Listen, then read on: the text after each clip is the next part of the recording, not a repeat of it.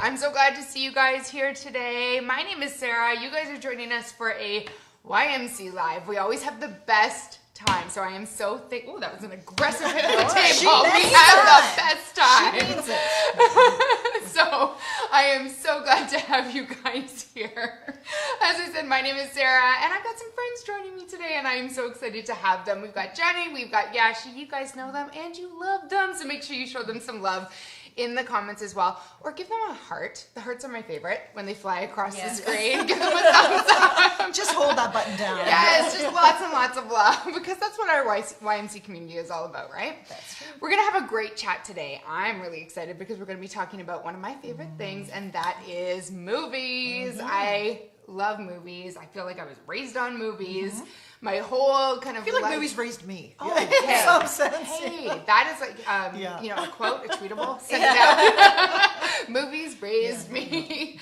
But we're also going to be talking about kids and movies. So if you are a parent, which you probably are, you're going to want to stick around and join this chat. So before we even begin chatting, I want to talk a little bit about some of our favorite movies from the past. It's like, go back there, a little bit of nostalgia. Wayback Machine. Yes, but I want to know your guys' favorite movie as well. So leave me a comment and let me know what your all-time favorite movie is. So I'm going to share with you all at home, you all here, what my favorite nostalgic movie is. I'm not embarrassed of it. Let's hear it. Let's hear it. It's Clueless. It was, I think, okay, maybe I should be embarrassed based on your reaction. It's guys. iconic. It's iconic. Okay, thanks. When I saw that movie, I will never forget how I felt. I wanted to be Cher. I wanted to dress like Cher. I went to the store, bought a plaid skirt that was not short enough, so I rolled it up. I had a plaid vest. I, would be like, as if, and talk just the way Cher did. Yeah, like everything about that movie influenced my life in that time period. So do you guys have a nostalgia movie? Like, make me feel a little bit better, because literally you have just stared at me since I started talking about actually, that's a great one. And actually, Sarah, it's a remake of a Jane Austen story, so it's actually a little more sophisticated than you would. Thank you for the history lesson. It's a modern interpretation, but I loved Clueless as well. Did you really, or are you just saying that to make me feel better because I there was did not silence at the table? I did not do the plaid thing, but I liked the Paul Rudd element to that movie. Yeah, Clueless was definitely a favorite. For me, it was 10 Things I Hate About You. Did you guys watch that one? Yes, I love that one too. Actually, that makes me feel better because those are on the same level. That was not a Jane Austen. I'm sure. I think it was based on Shakespeare. Yeah, I'm positive it was. Yeah. See, a lot of great movies come from historical. Okay. Thank you for the history lesson, Jenny. Movies are important to us. So. They really are. And you know what? They really shape and form some of our thoughts, the way we talk, obviously the way we dress, and who we want to model ourselves after. So I have a lot of nostalgia, but even if I go further back, I remember we didn't actually watch a ton of movies when I was a younger child, but 101 Dalmatians was a movie that we did watch, and I'll never forget sitting in my grandparents' living room. My papa had a big leather chair that he let me sit in if I was watching TV by myself, or my little sister may have been there, but that's not in my memory. And watching 101 Dalmatians on TV, and that was so thrilling for me. It's the first movie that I vividly remember as a child. But we look back, and I've seen 101 Dalmatians since. Yes. And sometimes we look back at those movies and we think, interesting. Because you have your parenting filter on. Yes. I do. Yeah. I'm now a mom of a 7 and 9-year-old. You're a mom of a... I have an older teenager and a younger teenager, so a bit more towards the adult side, and I have a 14-year-old son. So. Okay, all right. Yeah. And how old are your kids? 5 and 7. Okay. So, now we all have our parenting goggles on, and I'm sure everyone watching has their parenting goggles on. Yeah, their mom goggles. Super fashionable, very hip. And I look at those movies now, and I'm like, Cruella de Vil smokes a lot. Yes. And some of the language in some of the movies that I look back on that I loved. I was talking with my friend Amy the other day, and she was telling me about how her son came home, and he was saying stupid.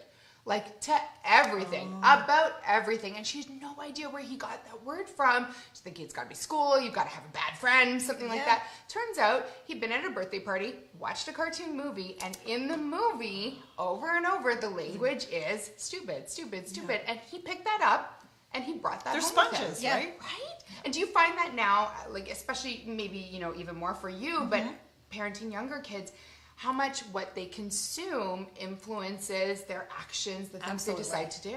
More so, they listen to movies more than they listen to us, or they listen to their friends, the cartoons. Yeah. My son dressed like Spider-Man, legitimately, for probably a year and a half. He was wearing it over. I said to him, you can't wear it to school. It's cold outside. He wore it on top of his snowsuit. Yes, he did. He stretched it out, and he was like a round, beautiful, cute little...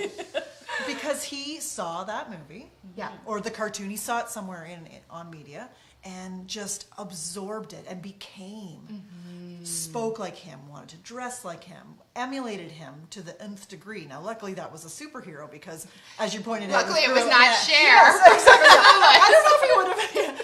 But as you pointed out, they also are, but they're sponges that take everything in, good or bad, and sometimes it's not always behavior you want to see emulated. Absolutely. And, you know, especially as a parent, I know I'm not going to be able to shield my children from movies necessarily, and I want them to enjoy movies. I loved movies. They were a huge part of my life. I want them to have that enjoyment as well. But there are, you know, we just talked about the language, and then I want to kind of go back to that 101 Dalmatians and talk about the smoking that we see in it, right, Yashi? Absolutely. Yeah, so what can we do as parents if our kids are going to see these things and maybe we won't be there to be a filter for them, maybe we won't be there to talk about what they see in those movies. Specifically, smoking really bothers me. I feel like language I can address, but when they see smoking in movies, it feels different to them, especially because they see it as a cool character who's doing it, and there is something we can do about it. So there is a petition. It's called smokefreemovies.ca. And that one encourages parents, we encourage parents to sign it because what they want to do is get an 18A rating for any movies that has smoking in it, for new movies. Okay, so this would be an initiative for going forward in the industry. Exactly. You know what? It's so genius, and it seems maybe like a small thing, like, yeah, duh, of course they should. But that kind of, why do kids and teenagers need to see smoking? Like, when I think back to any movie that I've watched that has smoking in it, did it in any capacity make that character, you know, improve that character? Yeah, it Like, doesn't advance the plot. It doesn't advance the plot. It doesn't enhance anything within the movie. And yet, there's a lot of movies rated PG-13 or rated even PG that have smoking in them. And so this petition, remind us again what it's aiming to do. So smokefreemovies.ca, and the aim is to get new movies that have smoking in it to have an 18A rating, and that'll ensure that our children aren't watching movies without our knowledge that has smoking in it and being, you know, influenced by that. So be given like an adult rating, essentially, right? Absolutely. Oh, I think it's so genius. So smokefreemovies.ca. So I have a few stats about smoking in movies. I'm going to read them off of a sheet because I want to make sure I get them right, but let's talk about them after I read them. So I think, you know, it's a no-brainer. Movies influence kids. They influenced me. They influenced your son. They've influenced all of us. I think we all know that. But 86% of movies with smoking were rated for kids and teens in Ontario. So let me say that again. 86% of movies with smoking were rated for kids and teens in Ontario. 86%. That's a lot. And I because my son is a little bit of an older teenager now, he is going to the movies by himself. And there you are. You're not that filter, no, right? And your children are younger, and they still take that in as a sponge. But I'm thinking now, geez, he goes to, that's a social activity that he does with peers. So they're seeing that, and they're not coming home and necessarily talking to me about what they saw. So that stat is concerning. It is. And then here's another one. This is the one that really got me when I read it. 37% of Ontario youth smokers are recruited to become smokers due to seeing smoking in the movies. Wow.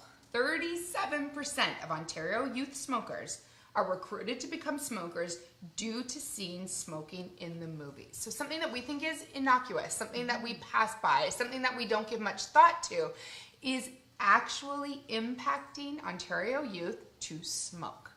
And that's really what this petition is all about, right? Mm-hmm. We just want to remove smoking from movies that are rated for kids and teens. That's right. So they will be rated 18A. So we're going to pin that petition to the top of the comments. It's probably already there. You've probably already clicked on it. I know you have, because I know this YMC community. They're already like, yep, let's check that out. But I really found that stat concerning to me. 37% of kids who smoke because they saw it in a movie. Mm-hmm. And as a parent, we go, what can we do? Ban them from movies? No, we're not going to do that. So this petition really kind of informs and empowers parents in a much stronger way, because as I think we all agreed, smoking doesn't add anything. Nope. To the movie. And I think we have to think about how often we are watching movies, which, for even a typical family, it's probably a couple a week. I know one of my favorite activities to do with my son is to go to the movies. He's 14. He doesn't want to sit down and have coffee with me like my 14-year-old daughter might have. So we often will go to the movies. Yeah. And so that sometimes once or twice a week even. Sometimes we'll do a double show, and then we watch movies through the week. So to think of those stats and then extrapolate that over the amount of movies you're actually watching. Yes. That's a lot. Huge. Yeah, it's a huge impact. And so I think this is a really important petition, and it's a really easy thing for us to do.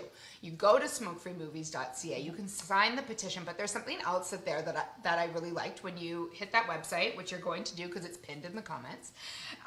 They have a now playing tab, and you can click on that and you can go through and you can see current movies that are in the theaters that have smoking in them. So things like, I, Tonya, The Spy Who Dumped Me, Ready Player One, which my kids have seen, Bohemian Rhapsody, Venom, which my kids want to see.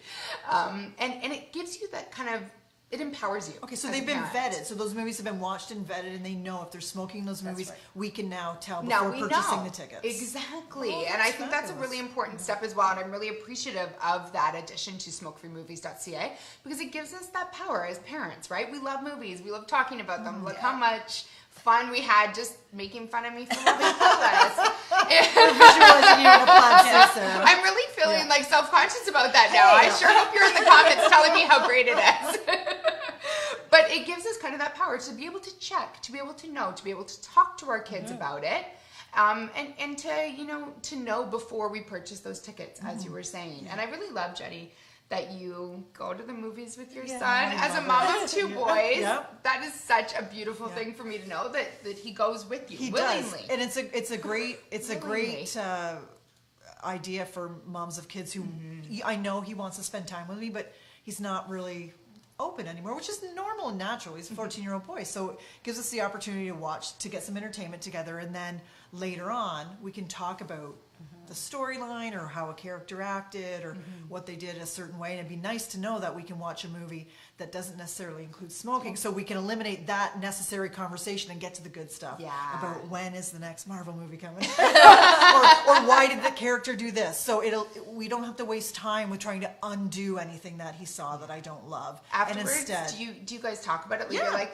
do you know that movie came from a Jane Austen we novel? do. Actually, we do. And I will tell you as a mother, you will never be as proud as when your son says to you, oh, that's a trope, or he'll use some lingo because she's the best. She's the best. Use her as your example for parenting. She's because so great. We talked earlier, kids are sponges. They take in the good and the bad. So when you give them the awareness and you educate them and you use those words in that language, they hear it and then they talk back to you in a way that they fully understood it. So movies are a great activity for kids of any age, but I love it, especially as they got a little bit older. Unfortunately, getting older too is a very pivotal age where 7-year-olds should not see smoking, of course, but a 14-year-old, it's almost scarier in a way because they can actually potentially begin.